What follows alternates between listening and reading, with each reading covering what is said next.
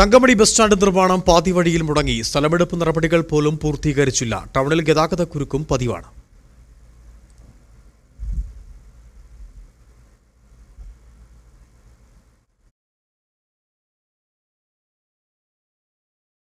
ചരിത്രമുറങ്ങുന്ന തങ്കമണി ടൗണിലെ bus stand നിർമ്മാണമാണ് മുടങ്ങിക്കിടക്കുന്നത്.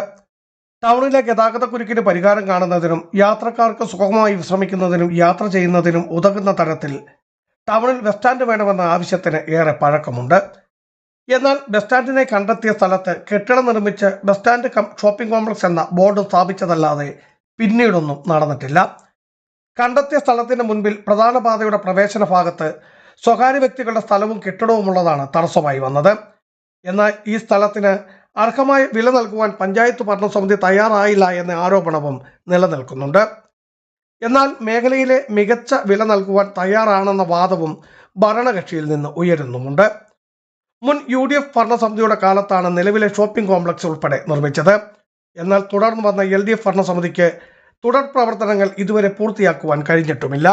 Biju Vaishan പറമ്പിൽ, Idukki vision news, Idukki.